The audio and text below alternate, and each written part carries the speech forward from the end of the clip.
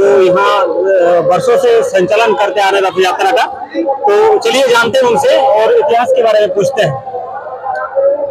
নমস্কার স্যার, আপনি বলুন এই রথযাত্রার ইতিহাস সম্বন্ধে কিছু বলুন।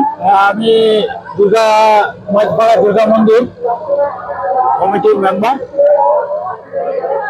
মানে আমাদের এই যে রথযাত্রা, এটা আনুমানিক 306 বছর।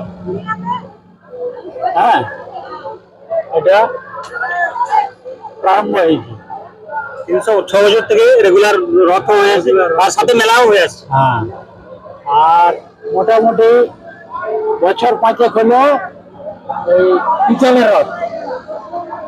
পিতলের রথ চালু হয়েছে।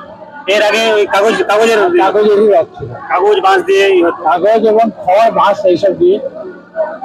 একটা কথা প্রচলিত আছে যে এখানে কোন এক জায়গা থেকে রথের চাকা নাকি এসেছিল আমাদের এই সিংহবাহিনীর সামনে যে একটা পুকুর আছে রাজবান। তো সেই কথাটা কি একটা অনুমানিক প্রচলিত কথা, না এর মধ্যে কিছু কাহিনী আছে? ওটা আমি কিছু জানি না, ওটা সম্বন্ধে জ্ঞান নাই আমার। তবে এইটাই। অনেক অনেক ধন্যবাদ আপনাকে।